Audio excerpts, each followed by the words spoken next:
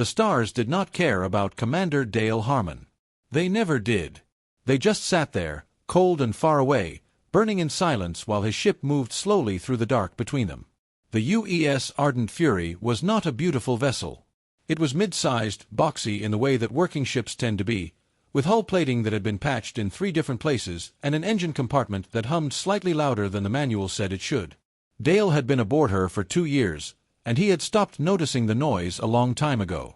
He stood at the observation window in the forward corridor, which was not something a commander was supposed to do during a routine scan operation.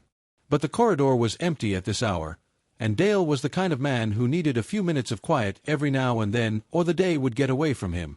Space gave him that quiet. It always had. He was 43 years old, with a face that had more lines in it than it used to. He had served in 2 colonial conflict zones before joining the Deep Space Program, and the experience had given him a particular quality that his crew recognized even if they could not name it. He did not panic. Not ever. Not in the way that other men did, quickly and loudly. If Dale Harmon was worried about something, he got quieter, and his eyes got a little more careful, and he started asking questions in a very slow and measured way. His crew had come to understand that the slower Dale talked, the more serious the situation was. The Ardent Fury was officially listed in the Galactic Dominion Registry as a survey and research vessel. This was accurate, mostly. Humanity had been part of the Dominion's wider galactic community for about 80 years, which was not a very long time by galactic standards. Long enough to have diplomatic status.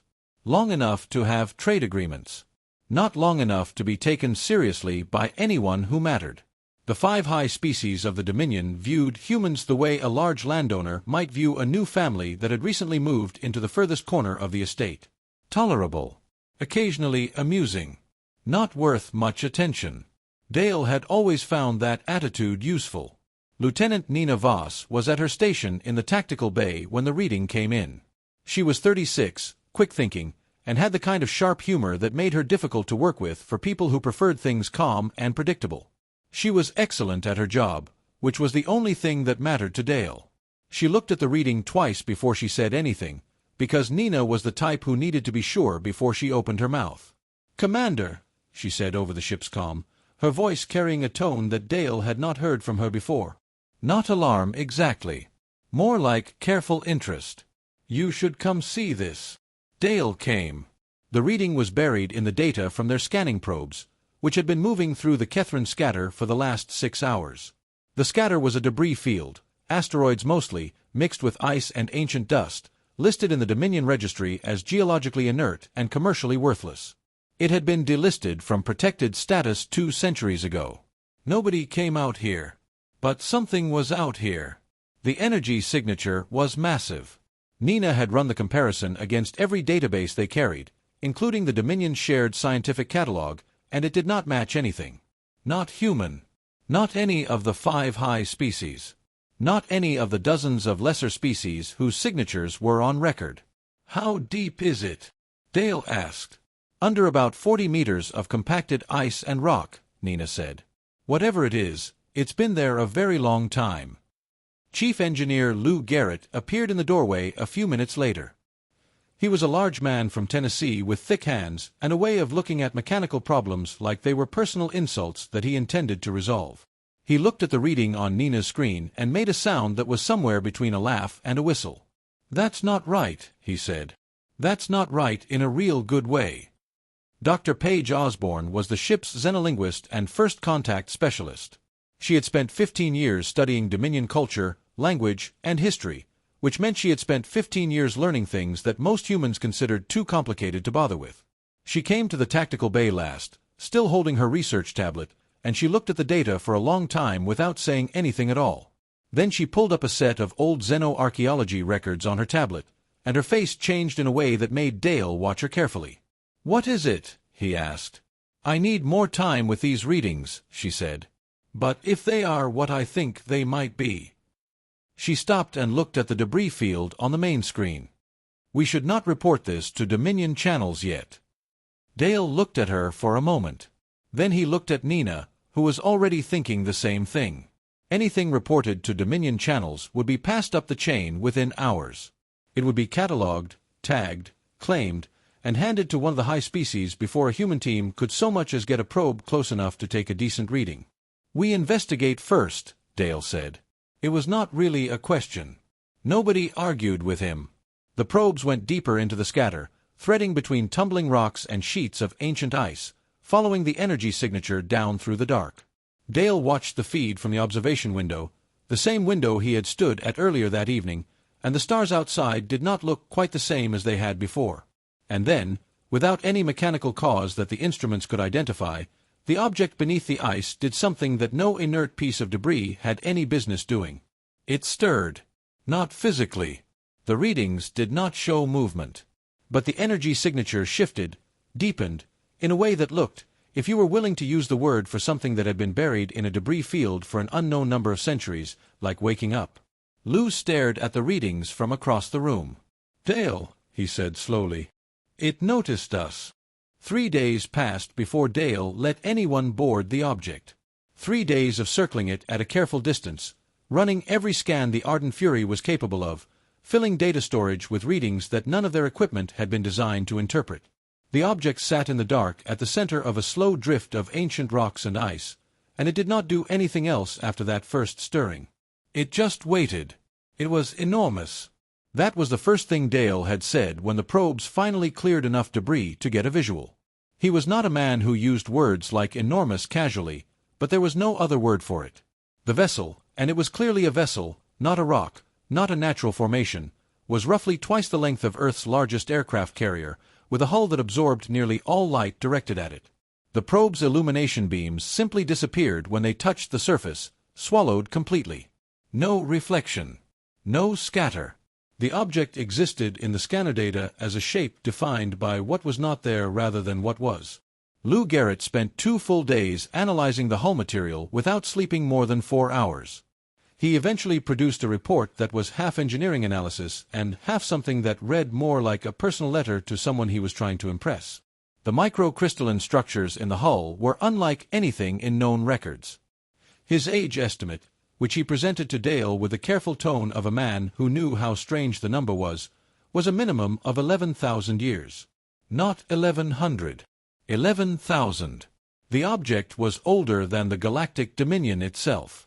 Paige Osborne read Lou's report and did not speak for a while. Then she went back to her cabin and started working through a set of ancient text records she had been carrying in her personal archive for years. Fragments of Proto-Dominion script, early historical documents from the founding species, things she had collected out of academic interest and never expected to actually need. She came back to Dale 18 hours later with a name. The Veil. She explained it carefully, the way she always explained things that she knew would be difficult to absorb. The founding species of the Dominion had encountered the Veil approximately 11,000 years ago. The Veil were not mentioned in any current Dominion education or history because the founding species had made a collective decision, somewhere in the early centuries of the Dominion's formation, to remove them from the official record. They were mentioned only in the oldest fragments, in language that was half-coded and clearly intended to be difficult to read. "What happened between them?" Dale asked. "The founding species ran," Paige said.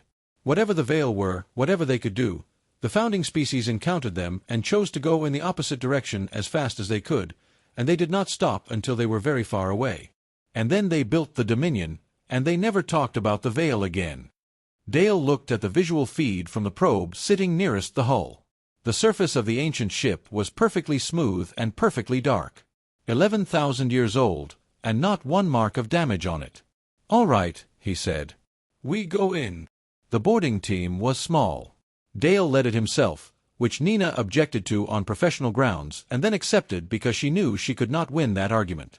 She came along as tactical officer. Lou came because he would have followed the team regardless of whether he was invited. Corporal Aaron Webb came from the security detachment, a young man from Ohio who had been in deep space for 8 months and had not yet lost the habit of looking slightly surprised by things. Ensign Carla Dunn, a systems analyst, volunteered because she said it was the most interesting thing that had ever happened near her and she was not going to miss it.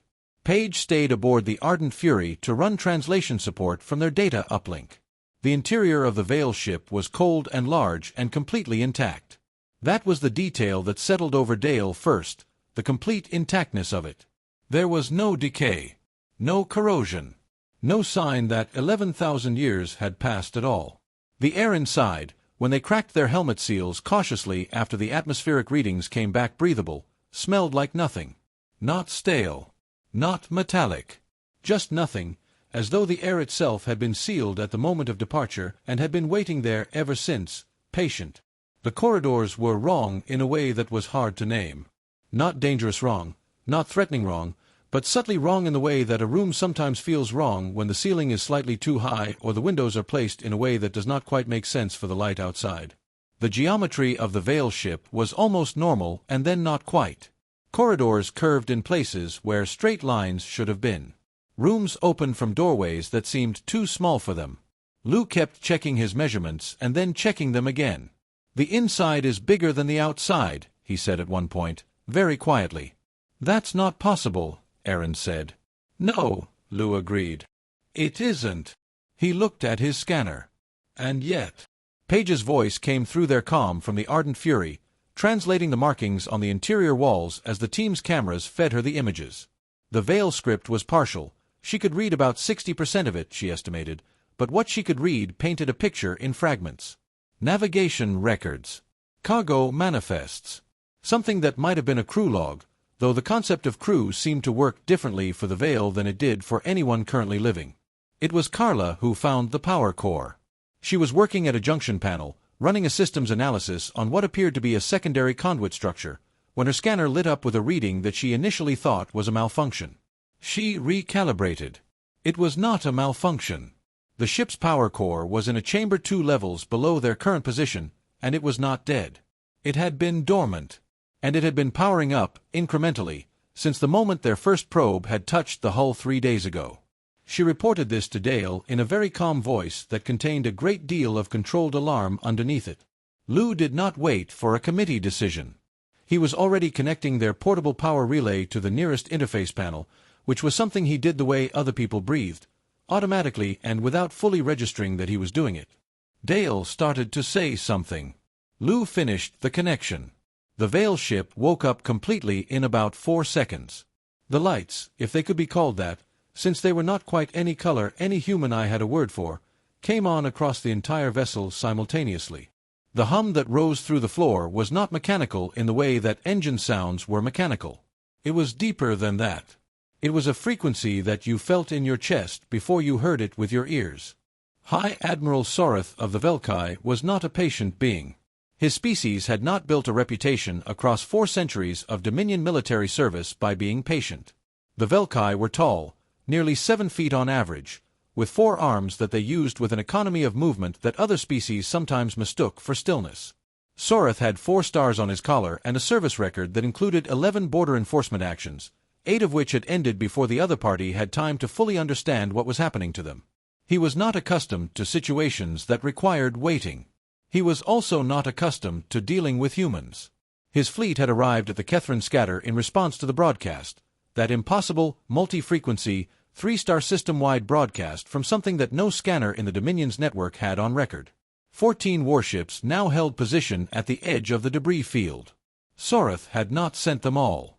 Several had arrived independently, drawn by the signal, their captains making the same calculations Soreth had made. Whatever had sent that broadcast was something the Dominion needed to control immediately. He opened a channel to the small human vessel sitting in the middle of the debris field.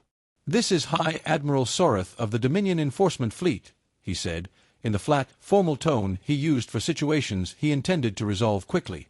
"You are in an active investigation zone. You will stand down, withdraw from your current position, and submit to custody pending review of your activities here. This is not a request."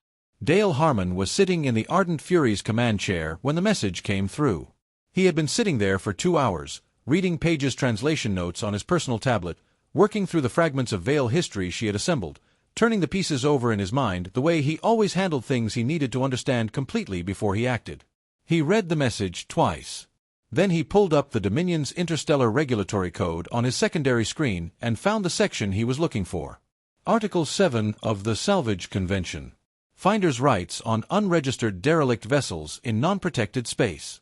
He read it carefully, though he had already read it twice that morning. Then he opened a channel back to Soreth. "Hi, Admiral. Thank you for making contact," Dale said. His voice was very calm. "This is Commander Dale Harmon of the Terran Exploration Authority vessel Ardent Fury. We are currently conducting salvage operations on an unregistered derelict vessel in accordance with Article 7 of the Dominion Interstellar Salvage Convention. I would be glad to share our documentation with your legal team at their earliest convenience. We have been very thorough." There was a pause from Soratha's end that Paige, monitoring the communication from her station, would later describe as the kind of pause a very large creature makes when it realizes the thing it was about to step on is not, in fact, a small stone. "The Kethran Scatter," Sorath said carefully, "is a protected archaeological zone. It was removed from the protected list 217 years ago," Dale said, "and classified as geologically inert and commercially worthless. I have the deregistration record in our files if that would be helpful. I can send it across now." Another pause. "The vessel you have boarded is a matter of Dominion security," Sorath said. His tone had shifted slightly. Not softer, harder, in the way that things get harder when the easy approach stops working. "It will be impounded under emergency security protocols." "I understand the concern," Dale said. "I share it, actually. The vessel is clearly significant, and I think a careful and measured approach is very important here. Which is why I've been keeping detailed records of everything my crew has done since we first detected it, all of which have been transmitted to Earth Command in real time and are available for review." He paused. "On another note, I wanted to mention that the vessel appears to have repositioned slightly in the last few minutes. My tactical officer is flagging it. I'm sure it's nothing, but I thought you should know." Nina Voss had flagged it 2 minutes ago. The ancient Veil ship had moved, slowly, deliberately, and it was now sitting between the Ardent Fury and the 3 Dominion warships that Sorath had moved into a closer formation. It had not done anything aggressive. It had simply placed itself in the way. On the Dominion command ship, Soratha's tactical officers were reporting the same movement. The Veil ship had repositioned with no detectable engine output. It had moved the way water moves when a stone is dropped into it, without apparent mechanism, as a simple consequence of the world rearranging itself. 3 of Soratha's captains requested permission to move their ships to a safer distance. Sorath denied them. But the denial took slightly longer than it should have. "Commander Harmon," Sorath said, "I am advising you clearly and formally that the Dominion considers this situation a matter of highest security priority. You will comply with my instructions." "High Admiral," Dale said, in the careful and polite tone of a man who had done his homework, "I have the greatest respect for the Dominion security concerns, and I want to work with you on this. But I also want to make sure we handle things properly, because this vessel is unusual and I think any sudden movements could be counterproductive." He let the words sit there for a moment. "My crew has noted that the vessel seems to respond to external stimuli. We've been very careful to avoid anything that it might interpret as a threat. I'd recommend the same approach for everyone in the area." The Velkai equivalent of a stress response was a very slight stiffening of the secondary limbs, the lower set of arms, which in calm situations moved with a fluid ease that made the species look graceful and in tense situations locked into a rigidity that other species sometimes missed if they were not familiar with Velkai body language. Paige, watching the visual feed from the open channel, recognized it immediately. Sorath was stressed. He was hiding it well, but he was stressed, and Paige knew why. The Velkai were one of the Dominion's founding species. They had access to records that most species did not. They knew about the Veil, or at least they knew the part of the story that their ancestors had chosen to preserve, and that knowledge was sitting inside Soratha's chest right now like a cold weight, informing every calculation he was making. He was afraid of the ship. He was not going to admit it. But he was afraid. Dale knew it too. Not because he could read Velkai body language the way Paige could, but because the pauses between Soratha's responses had grown longer, and longer pauses in a confrontation meant someone was running through their options and not liking any of them. On Earth, 22 light-minutes away, the Ardent Fury's full situation report had just arrived at Earth Command. The duty officer read it. Then the senior officer read it. Then the admiral on call read it, and she did not put it down when she finished. She read it again. Then she made 3 phone calls in the space of 4 minutes, which was fast for someone in her position. Within 90 minutes of the report arriving, Earth Command had dispatched a response fleet. It was not a large fleet. But the ships they sent were not listed in the Dominion registry as survey vessels. The human fleet did not arrive the way Soratha's fleet had arrived. Soratha's ships had dropped out of faster-than-light travel at a respectful distance of 40,000 kilometers, which was standard Dominion protocol for entering a contested zone. It left room. It suggested restraint. It communicated, in the language that military ships had always spoken to each other across every species and every century, that the arriving party was willing to talk before anything else happened. The human ships arrived at 8,000 kilometers. That was inside what the Dominion considered a safe engagement buffer by a margin significant enough that 3 of Soratha's tactical officers flagged it simultaneously, speaking over each other on the internal channel until Sorath silenced them with a gesture. He stared at his scanner display. 8,000 kilometers. Not 40,000. Not even 28. It was not an accident. No navigator made that kind of mistake. It was a choice, and it communicated something in that same old military language, and what it communicated was, "We are aware that this is close, and we chose it anyway." The fleet was not large. 6 ships against Soratha's 14. But 6 ships at 8,000 kilometers occupied a different kind of space than 14 ships at 40,000, and everyone in the area understood the geometry. Admiral Grace Leland's voice came through on an open channel before Sorath had finished assessing the formation. She was 58 years old, with a close-cropped head of gray hair and the kind of voice that did not rise and fall with emotion because she had spent 30 years training it not to. She had negotiated 2 interstellar treaties and fought in 3 conflicts that the Dominion's official records described as minor enforcement actions, and that the people who had been in them described using different words. She opened a channel to Dale first. She was efficient about it. 4 minutes of focused questions and brief answers, Dale giving her the shape of the situation in the compressed shorthand of 2 people who both understood what mattered. Then she opened a channel to Sorath. "Hi, Admiral," she said. "I'm Admiral Grace Leland of the Terran Defense and Exploration Command. I understand you've been having a productive conversation with my colleague Commander Harmon. I thought it would be a good time to get involved directly." Sorath looked at her image on his screen. He had dealt with humans before, in trade negotiations, in border discussions, in the low-stakes administrative conversations that made up most of what passed between the Dominion and humanity. He had always found them slightly too relaxed for beings in their position. They did not seem to fully understand how small they were in the context of galactic history. He had attributed this to youth and inexperience. He was revising that assessment now. "Admiral Leland," he said, "your fleet's positioning is outside standard protocol." "Is it?" she said, with mild interest, as though this was a detail she had not noticed. "I apologize for any confusion. We wanted to make sure we were close enough to be helpful if anything developed quickly." She paused. "Now, the Terran Exploration Authority is filing a formal salvage claim under Article 7 of the Salvage Convention, covering the unregistered derelict vessel currently positioned in the Kethran scatter. The documentation is being transmitted to Dominion legal channels now. In the interest of cooperation, we are also proposing a joint Dominion-Terran Archaeological Commission to study the vessel's exterior only, under Terran administrative lead, with observer status available to any interested species. The vessel will be impounded as a Dominion security matter," Sorath said. "That's a fascinating position," Grace said, in a tone that did not sound fascinated so much as very carefully neutral. "I'm curious how you plan to enforce it, given the Article 7 standing, the vessel's own demonstrated capability for autonomous navigation, and," she glanced at something off-screen, as though checking a figure, "the fact that its power output has been increasing steadily for the last 2 hours. On a private channel, Lou Garrett's voice reached Grace's ear. "Admiral, ma'am, ship output has actually been holding steady for 6 hours. Hasn't moved." Grace received this information without changing her expression by the smallest fraction. "The readings are quite significant," she told Sorath. "I'd recommend caution." Inside the Veil ship, Aaron Webb had been working alone in a section 2 levels below the main corridor for the better part of 4 hours.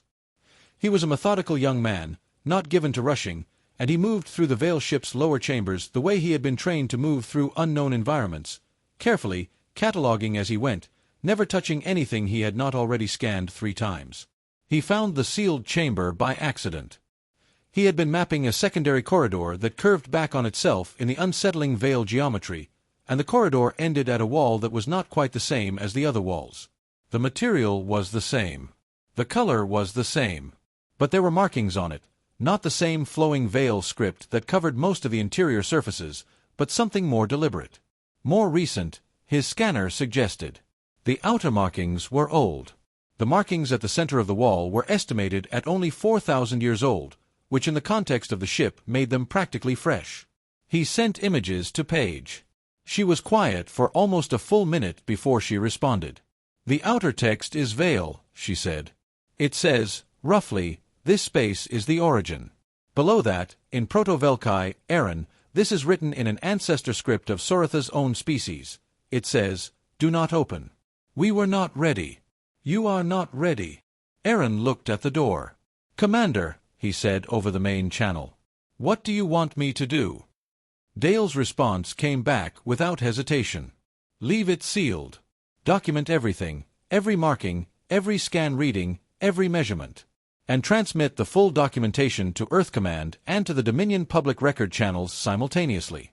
Make sure the timestamp is clear. I want everyone to know that we found it, we documented it, and we did not open it." Aaron did exactly that. The documentation went out on both channels within 10 minutes. Sorath received the notification of the sealed chamber on a private channel from his intelligence officer. He read it twice.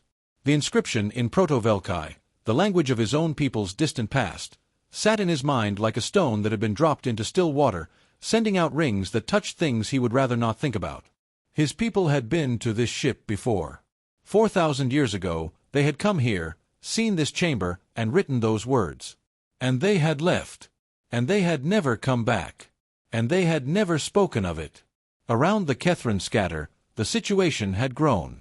Independent species vessels, those nominally aligned with the Dominion but not formally members, had begun arriving to observe. There were 11 of them now, sitting at various distances, watching everything.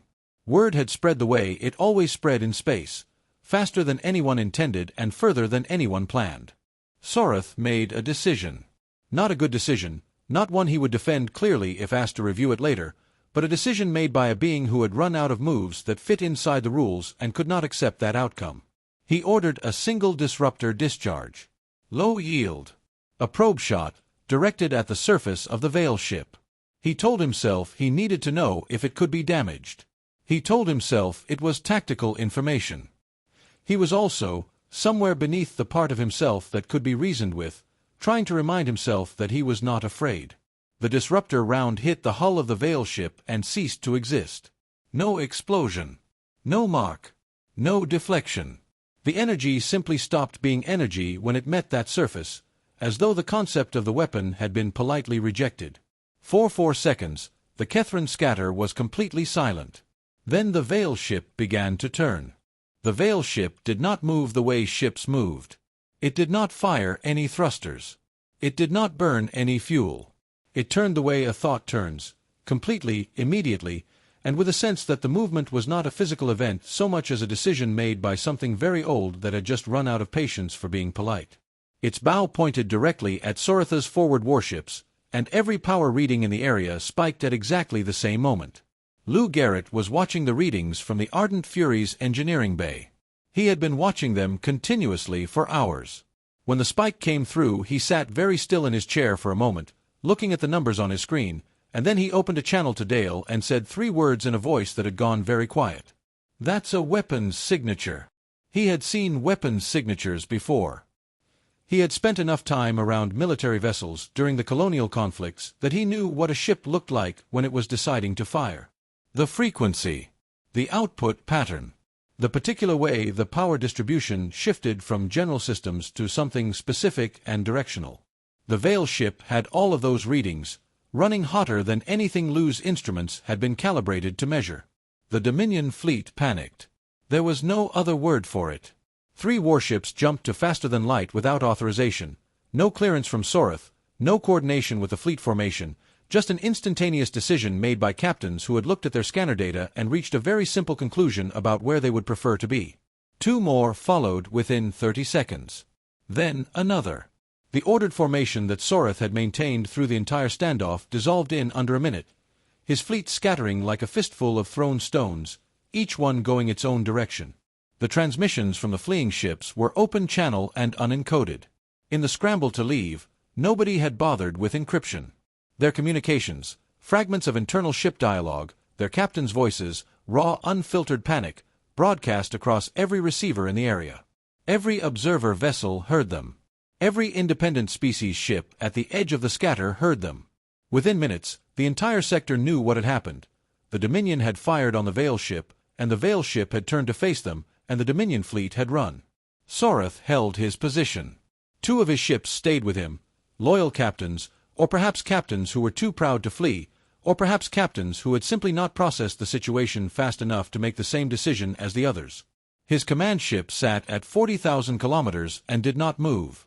But his fleet was gone, and his voice, when he opened a channel, had lost the flat formal tone he had maintained through the entire confrontation. He sounded like a being standing in a very large, very empty space. Grace Leland was watching it all from her command chair. She had not moved. She had not given any orders. She had watched Soreth's fleet dissolve, and she had sat very still, because the situation was doing what situations sometimes did, resolving itself, and interfering with that process would have been both unnecessary and unwise. She opened a private channel to Dale. "What is the ship actually doing right now?" she asked. Dale patched in Lou's live readings. Lou explained, in the measured Tennessee drawl he used when he was being very precise, that the ship had powered up, yes, that the weapon signature was real, yes, and that it had been holding that exact power level and that exact orientation for, he checked, 94 seconds without firing, without escalating, without doing anything at all except pointing at Soreth's remaining ships and waiting. Grace said that was very interesting. She opened another channel. "Page," she said. "The Veil texts. Is there anything that describes how they handled threats? Rules of engagement, if they had them." Page had not slept in over 30 hours. Her eyes had the focused brightness of someone who has gone past the point of tiredness and reached the strange clarity on the other side. She said yes, actually, there was. The Veil had been consistent across every text fragment she had translated. They did not start conflicts. They responded to them, completely and without hesitation, and then they stopped responding the moment the threat stopped. The old Dominion text called it the principle of exact return. Whatever was directed at the Veil came back in full measure, and not 1 degree more. Grace opened a channel to Soreth. "High Admiral," she said, in exactly the same tone she had used at the start of their first conversation, as though the last several hours had been a minor administrative delay. "I want to draw your attention to the fact that the vessel has been holding its current position for over 90 seconds without action. Based on our review of the available historical data, its response pattern suggests it reacts to active threats and de-escalates when the threat does. I would respectfully suggest that any further weapons discharge would be inadvisable. And I would like to propose that we resume our earlier conversation about the Joint Commission." There was a long silence from Soreth's channel. Then he said, in a voice that had finally put down most of the authority it had been carrying, "What kind of Joint Commission?" The negotiation that followed was not quick. It lasted 11 days, conducted through formal diplomatic channels with observers from 15 species, and it was the kind of negotiation where every word was chosen carefully because every word had consequences that extended years into the future. Grace handled most of it herself. She slept 4 hours a night during those 11 days and ate at her desk and did not complain about any of it. The outcome was a new treaty framework. The Kethrin scatter was declared a neutral sovereign zone, which meant it belonged to no single species and no single governing body. The Terran Exploration Authority was given administrative lead on all research operations, the first time in the history of human-Dominion relations that humanity had been given primary authority over anything the Dominion considered significant. A Joint Security Council was drawn from 6 species, not one of them Velkai. Soreth was recalled to Dominion Central Command. He was not court-martialed. His record was too long and too decorated for that. But he was reassigned to an administrative position in a sector far from the Kethrin scatter, and the reassignment was handled in the quiet, thorough way that indicated it was permanent. The captains who had fled without authorization faced formal proceedings. 3 of them lost their commands. Dale Harmon was promoted to full commander and offered a position at Earth Command Headquarters. He turned it down. He submitted a formal request to remain aboard the Ardent Fury as her commander, assigned to ongoing operations at the Kethrin site.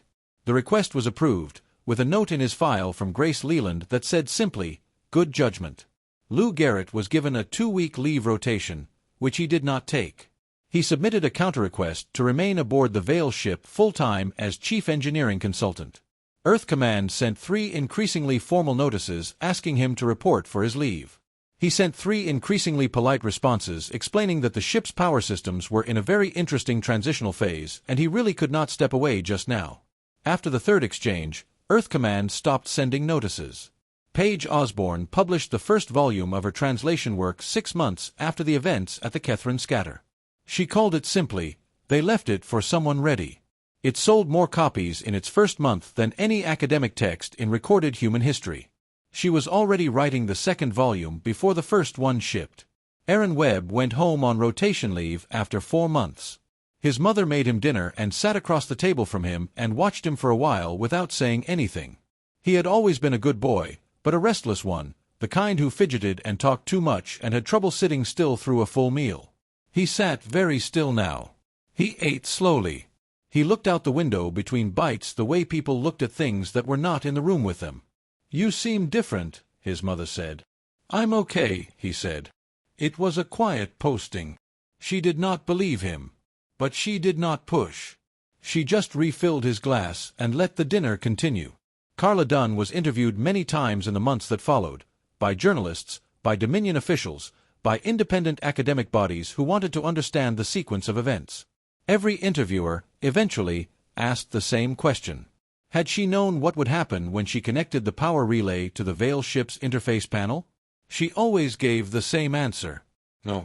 She had not known. She had looked at Lou, and Lou had that expression he got when he thought something might work, and that had been enough for her. The Veil ship did not open the sealed chamber. It did not take any further autonomous action. It powered down gradually over the weeks following the confrontation with Soratha's fleet, settling into a steady idle state that Lou described as resting. It sat in the Kethrin Scatter while human researchers moved through its corridors one careful room at a time, cataloging everything, understanding slowly. 8 months after the discovery, Dale Harmon sat at the desk in his cabin aboard the Ardent Fury and wrote in his personal log. He had always kept a log, though he rarely went back and read the old entries. Writing things down helped him think. The Dominion panicked because they already knew what this ship was, he wrote. They had enough history, enough old records, enough ancestral memory to know what the Veil meant, and that knowledge was heavier than their discipline when the moment came. We did not panic because we had none of that history. We walked in without knowing what we were walking into, and that kept us calm. I am not sure yet which of those conditions is actually the wiser one. Ignorance kept us steady. Knowledge drove the Dominion to fire a weapon at something 11,000 years old that absorbed the shot and didn't even blink. I don't know that I would have been calmer if I had known more. He looked at the ceiling of his cabin for a while. But the door is still sealed, he wrote. And we are still here. And every day we understand a little more. For now, that is enough.